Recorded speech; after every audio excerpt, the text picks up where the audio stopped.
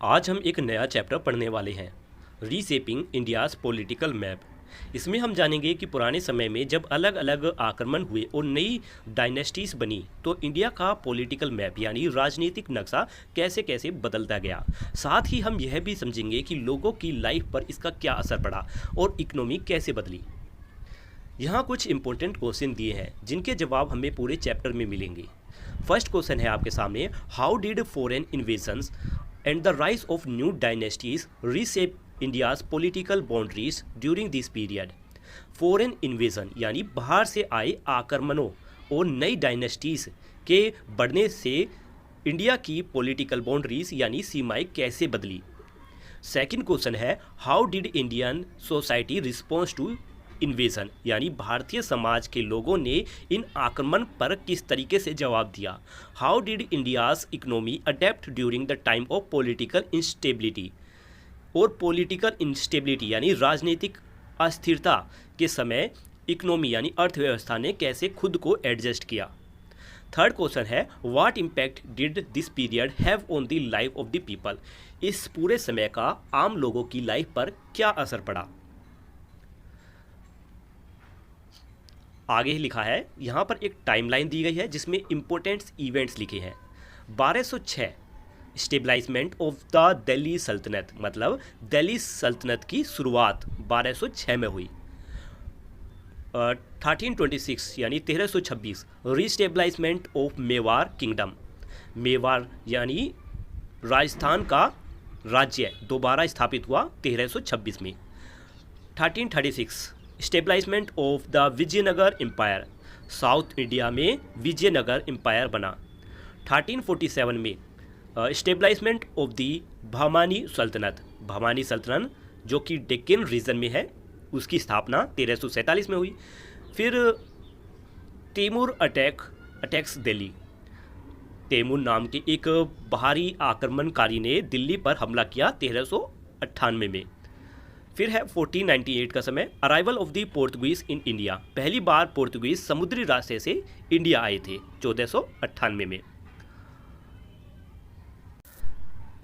लिखा है कि इस चैप्टर और अगले चैप्टर का जो समय है उसे अक्सर इंडियन हिस्ट्री का later part of medieval period कहा जाता है। अब ये मेडिवल क्या है? मेडिवल वर्ड का मतलब है बीच का समय, दो समयों के बीच का समय। यह वर्ड सबसे पहले यूरोपियन हिस्ट्री में यूज़ हुआ था जब Roman empire 5th century CE में ख़त्म हुआ और फिर रिनाइसेंस 14th-16th सेंचुरी की शुरुआत हुई। अब रिनाइसेंस का मतलब है यूरोप का कल्चर रिवाइवल यानी नई कला और लिटरेचर का जन्म, जिसमें ग्रीक और रोमन कला को फिर से खोजा गया। यूरोप में मेडिवल पीरियड को पहले डार्क एज भी कहा गया था क्योंकि मॉडर्न साइंस तब तक डेवलप नहीं हुई थी। लेकिन इंडिया और यूरोप की हिस्ट्री बहुत अलग है, इसलिए दोनों को सेम तरह से मेडिवल कहना सही नहीं होगा। और इसी वजह से हिस्टोरियन यानी इतिहासकार हमेशा एग्री नहीं करते कि इंडिया का मेडिवल पीरियड किस टाइम को कवर करता है। इस चैप्टर में तो हम मेडिवल वर्ड यूज़ करेंगे, लेकिन यहाँ इसका मतलब सिंपल है, 11th सेंचुरी से लेकर 17th सेंचुरी तक का समय। टपेस्ट्रीज ऑफ द पास्ट चैप्टर्स में हमने बहुत ज़्यादा डेट्स नहीं रखी है, सिर्फ वही डेट्स दी हैं जो इम्पोर्टेंट रेफरेंस पॉइंट बताती है। आपको बार बार उन चैप्टर्स की टाइमलाइन देखना हेल्पफुल रहेगा। मैप्स भी बार बार देखना जरूरी है क्योंकि उनसे आप आसानी से इमेजिन कर पाओगे कि उस समय की ज्योग्राफी पर आर्मीज, कॉमन पीपल्स, ट्रेडर्स यानी व्यापारी, स्कॉलर्स यानी विद्वान और स्पिरिचुअल फिगर्स यानी धार्मिक लोग, ये सभी लोग कैसे ट्रैवल करते थे, ये आपको मैप्स के जरिए समझ आएगा। आगे लिखा है टाइमलाइन इवेंट्स, यहाँ पर भी एक महत्वपूर्ण इंपॉर्टेंट टाइमलाइन इवेंट दी गई है। 1526 first battle of Panipat, Babur's victory stabilise the Mughal empire, यानी 1526 का समय जब पहली बार पानीपत में लड़ाई हुई, इसमें बाबर जीते और मुगल एम्पायर की शुरुआत हुई। 1556 second battle of Panipat, Akbar deceives victory, 1556 में दूसरी पानीपत की लड़ाई हुई, इसमें अकबर की बड़ी जीत हुई। 1565 battle of Talikota, destruction of Vijayanagara city. 1565 का समय जब तालीकोटा में लड़ाई हुई जिसमें विजयनगर सिटी नष्ट हो गया। 1576 battle of Haldi Ghati, Maharana Pratap force to retreat. 1576 का समय जब हल्दी घाटी की लड़ाई हुई, इसमें महाराणा प्रताप को पीछे हटना पड़ा। 1671 battle of Saraighat, the Ahoms defeat the Mughals. 1671 में सरायघाट में लड़ाई हुई, इसमें अहोम्स ने मुगल्स को हरा दिया था। इसी तरीके से 1699 का समय जब गुरु गोविंद सिंह ने खालसा पंथ की स्थापना की। 1754 का समय जब मराठास ने दिल्ली को पर कंट्रोल करना शुरू कर दिया। 1799 में सिख एम्पायर की स्थापना हुई, सिख साम्राज्य की स्थापना हुई। अब आते हैं आगे। पर्शियन स्क्रिप्ट को रोमन स्क्रिप्ट में बदलना मुश्किल था, लिखा है because of difficulties in transcribing the Persian script in the Roman script you will find some alternative spelling in parenthesis here and there. कि पर्शियन स्क्रिप्ट को रोमन स्क्रिप्ट में बदलना मुश्किल था, इसलिए कई वर्ड्स को अलग अलग स्पेलिंग मिल जाते हैं। जैसे खलजी और खिलजी दोनों सेम है, वैसे ही अब हम मुगल्स स्पेलिंग यूज़ करते हैं, लेकिन पहले मुगल या मोगुल भी लिखा जाता था। इंडिया की हिस्ट्री में एक नया एरा शुरू हुआ 11वीं सेंचुरी की शुरुआत में। हिंदू खुश माउंटेन के उस पार से आए इन्वेजन यानी आक्रमणों ने इंडिया का पॉलिटिकल मैप बदल दिया। इसमें कोई डाउट नहीं कि पहले भी इंडिया में बहुत लड़ाइयाँ हुई, लेकिन इस पीरियड में बाहर से जितने इन्वेजन्स यानी आक्रमण हुए वह पहले कभी नहीं हुए थे। लिखा है कि इसमें शक नहीं कि भारत में पहले भी बहुत लड़ाइयाँ हुई, लेकिन इस समय से इस पीरियड में बाहर से जितने आक्रमण हुए जो अब हम पढ़ रहे हैं इस समय को, इसमें जितने आक्रमण हुए हैं वे पहले कभी नहीं हुए थे भारत पर। इनमें से बहुत से आक्रमण सेंट्रल एशिया से आए थे, टर्की और अफ़गान से। ये लोग इंडिया सिर्फ उसकी रिचेस यानी धन दौलत और टेरिटोरियल एम्बिशंस यानी ज़मीन पर कब्जा के लिए ही नहीं आए थे, बल्कि कई बार अपने धर्म को फैलाने के लिए भी आए थे, चाहे इसके लिए वायलेंस यानी हिंसा ही क्यों ना करनी पड़े। अब इस चैप्टर में हम 13वीं सेंचुरी से शुरू होकर इंडिया के लगातार बदलते पॉलिटिकल और सोशल लैंडस्केप को एक्सप्लोर करेंगे। तो चलिए आगे शुरू करते हैं। लिखा है rise and fall of the Delhi सल्तनत। दिल्ली सल्तनत का उदय और पतन यानी स्थापना और फिर उसका अंत होना। लिखा है कि we begin our journey here with the Delhi Sultanate. हमारी जर्नी शुरुआत होती है दिल्ली सल्तनत से। From after the defeat in 1192 of king Prithviraj Chauhan who rule over parts of north west India. कि यह 1192 में बना, जब जो दिल्ली सल्तनत है वो तब बनी जब 1192 में पृथ्वीराज चौहान हार गए। Prithviraj Chauhan north west India के कुछ हिस्सों पर शासन करते थे। This sultanate so the rule of 5 successive foreign dynasty of Turkey Afghan origin, the Mamluks और slave dynasty, the Khilji, the Tughlaq, the Sayyid and the Lodis. Delhi सल्तनत पर 5 फॉरेन डायनेस्टीज जो बाहर से आए आक्रमणकारी थे उन्होंने शासन किया, जो टर्की और अफगान से आए थे।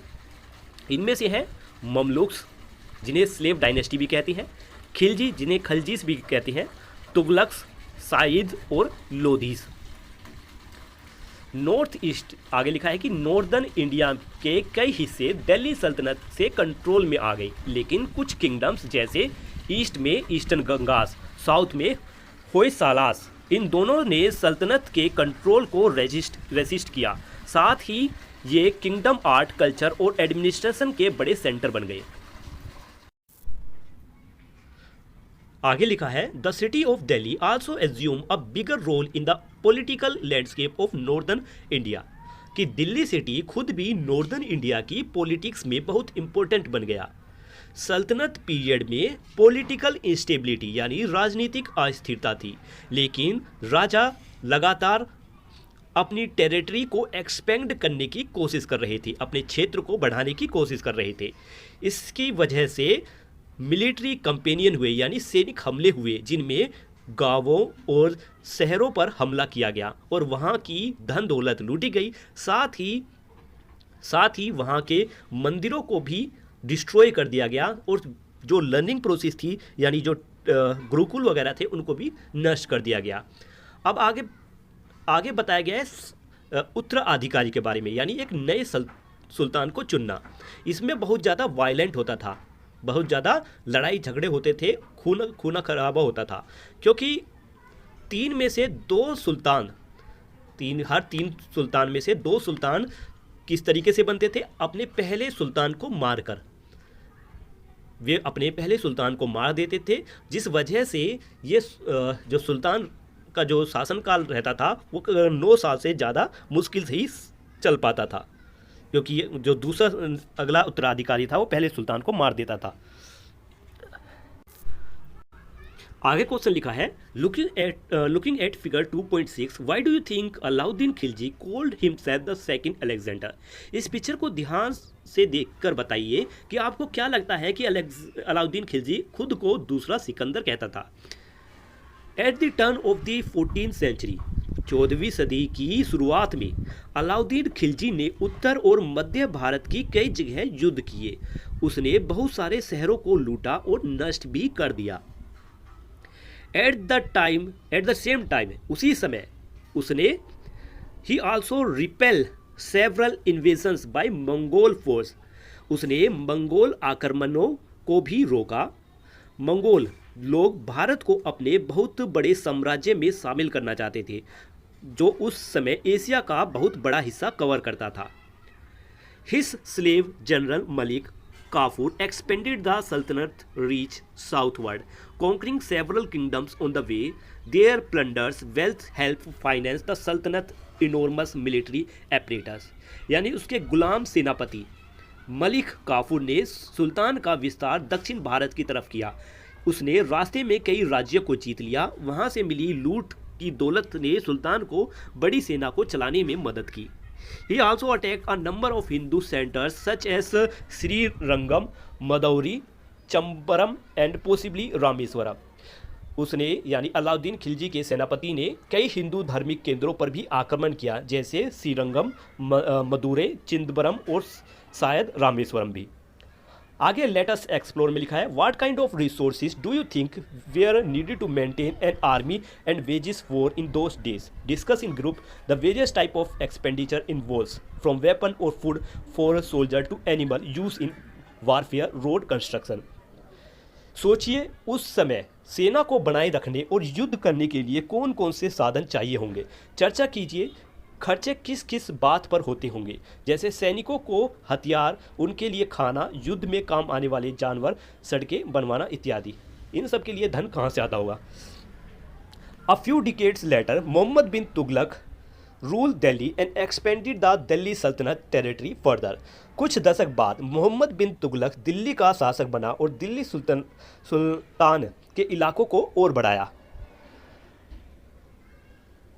दिल्ली सल्तनत के इलाकों को और बढ़ाया। मौर्य साम्राज्य के समय के बाद पहली बार लगभग पूरा भारतीय उपमहाद्वीप एक ही शासन के अधीन आ गया था।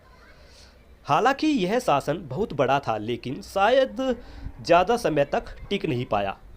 मोहम्मद बिन तुगलक ने बड़े बड़े योजना बनाए, लेकिन वे अच्छे से लागू नहीं हो पाए।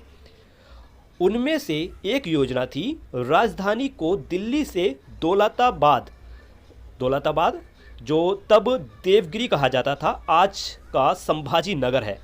तो उनमें से लिखा है कि उनमें से एक योजना थी कि राजधानी को दिल्ली से दौलताबाद ले जाया जाए। शायद उसे लगा कि यह जगह बीच में है, इसलिए पूरे साम्राज्य पर कंट्रोल करना आसान होगा। लोगों को लगभग 1000 किलोमीटर दूर जाने के लिए मजबूर किया गया, लेकिन कुछ साल बाद यह योजना असफल हो गई, तो राजधानी वापस दिल्ली लाई गई, मतलब राजधानी फिर से दिल्ली बन गई। इतिहास के अनुसार इन दोनों घटनाओं में बहुत लोगों की जान गई। उनकी एक और योजना थी टोकन करेंसी। उसने सस्ते तांबों के सिक्कों को चांदी और सोने के सिक्कों की तरह चलाने का आदेश दिया। यह विचार आगे के समय के लिए अच्छा था। आज हमारी करेंसी भी असली सोने चांदी नहीं बल्कि टोकन है, लेकिन उस समय लोगों को में बहुत कन्फ्यूज़न हो गई। कई लोगों ने नकली तांबे के सिक्के बनाने शुरू कर दिए। इससे व्यापार बिगड़ गया और अर्थव्यवस्था गिरने लगी। सुल्तान और उसके दरबार के लोग बहुत शानदार महलों में रहते थे। वे कीमती कपड़े पहनते, गहने पहनते और बढ़िया खाना खाते थे। उनकी यह दौलत ज़्यादातर युद्ध में लूटे गए खजाने से आती थी, आम लोगों पर लगाए गए भारी टैक्स से आती थी, जीते गए इलाकों से वसूली से आती थी, गुलामों की खरीद फरोख्त से भी, मतलब जो गुलाम बनाए हुए थे उनकी मेहनत से भी ये धन दौलत आती थी, मतलब धन दौलत आती थी जिसका ये सुल्तान इस्तेमाल किया करते थे। आगे लिखा है, गुलाम को या तो मुफ्त में काम करने के लिए रखा जाता था या फिर उन्हें दूर मध्य एशिया ले जाकर बेच दिया जाता था। तो इस तरीके से सुल्तान इन गुलामों से भी अपना धन अर्जित करते थे। लेकिन लगातार लूटपाट होने से व्यापार की व्यवस्था और खेती पर बुरा असर पड़ा। इस समय में बौद्ध, जैन और हिंदू मंदिरों की पवित्र और पूजनीय मूर्तियों पर भी कई बार हमले हुए। ऐसी तबाही का कारण सिर्फ लूटपाट ही नहीं था बल्कि आइकोनोक्लास्म भी था। अब आइकोनोक्लास्म क्या है? आइकोनोक्लास्म का मतलब है धार्मिक मूर्तियां या प्रतीकों को ना मानना या उन्हें नष्ट करना, क्योंकि उन्हें मूर्ति पूजा माना जाता था, जो कि ये नहीं मानते थे, जिसका ये विरोध करते थे। आगे लिखा है, कुछ सुल्तानों ने जिजिया लगाया। अब देखिए जिजिया क्या है? यह एक तरीके का टैक्स था जो गैर मुसलमान लोगों के लिए लगाया जाता था। इसके बदले में उन्हें सुरक्षा और फौजी सेवा से छूट दी जाती थी। हकीकत में यह टैक्स शासन पर निर्भर करता था, लेकिन यह गैर मुसलमानों यानी जैसे हिंदू, क्रिश्चियन, इन पर लगाया जाता था। तो यह गैर मुसलमानों के लिए आर्थिक बोझ और सार्वजनिक अपमान का कारण बनता था। मतलब इनके गैर मुसलमानों के लिए एक अपमान वाली बात थी कि उन्हीं से टैक्स वसूल किया जाता था। और कई बार यह टैक्स लोगों को इस्लाम धर्म अपनाने के लिए भी आर्थिक और सामाजिक दबाव बना देता था, क्योंकि ये टैक्स नहीं भर पाते थे और गैर मुसलमान लोगों को टैक्स नहीं भरना पड़ता था। इसलिए ये एक तरीके का उन पर दबाव था अपने धर्म को बदलने का और इस्लाम धर्म को अपनाने का। 14वीं सदी के अंत में तैमूर, जो कि मध्य एशिया का एक क्रूर तुर्क मंगोल विजेता था, उसने उत्तर पश्चिम भारत पर आक्रमण किया। उसने दिल्ली पर हमला किया, जो उस समय का एक समृद्ध शहर था। अपनी यादों में तैमूर ने लिखा कि उसका दोहरा उद्देश्य था। पहला, काफिरों के साथ युद्ध करना। अब देखिए काफिर क्या है इसके बारे में बता देते हैं। काफिर का मतलब है ऐसे व्यक्ति जो किसी विशेष धर्म का अनुयायी हो, मतलब किसी एक विशेष धर्म को नहीं मानता हो। लेकिन जैसे मध्यकालीन ईसाई धर्म में इन्फिडेल्स का मतलब मुस्लिम या पैगनस होता है, जबकि इस्लाम के नज़रिए में इन्फिडेल्स का मतलब है ईसाई, या भारत के संदर्भ में हिंदू, बौद्ध और जैन। मतलब इस्लाम के नज़रिए से गैर मुसलमान लोगों को इन्फिडेल्स कहा जाता था। तो तैमूर ने लिखा था कि अपनी यादों में कि उसके दो उद्देश्य हैं, काफिरों के साथ युद्ध करना और उनकी दौलत लूट कर कुछ हासिल कर लेना। इसके जरिए इससे क्या हुआ? बड़ी संख्या में लोग मारे गए या गुलाम बना लिए गए। दिल्ली शहर पूरी तरह बर्बाद हो गया। तैमूर जल्द ही भारत से वापस चला गया, लेकिन जाते जाते बहुत सारा खजाना लूट कर ले गया और पीछे अराजकता छोड़ गया।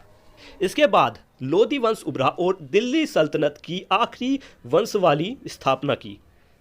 लेकिन तब तक दिल्ली सल्तनत का क्षेत्र काफ़ी छोटा हो गया, क्योंकि भारत के अंदर ही अलग अलग राज्यों और राजाओं का विरोध बढ़ रहा था।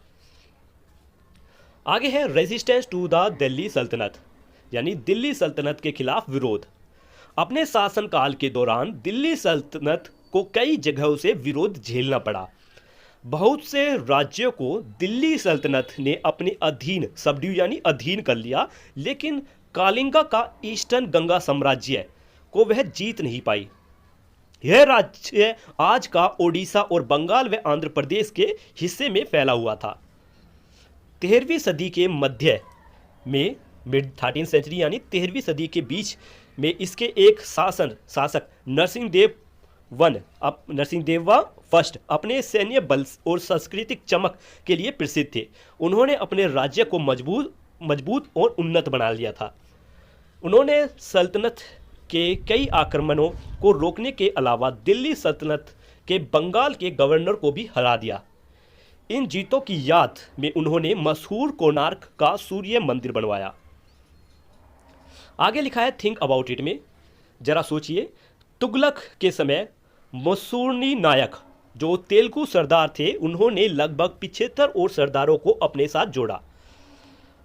फॉर्म आ कॉन्फिडरेसी का मतलब है कि एक समूह, एक संघ, कि उन सरदारों ने एक संघ बनाया, एक ग्रुप बनाया जो जिसने छोटे छोटे प्रांतों को हराया। यही संघ आगे चलकर दिल्ली सल्तनत की सेना को भी हरा सका।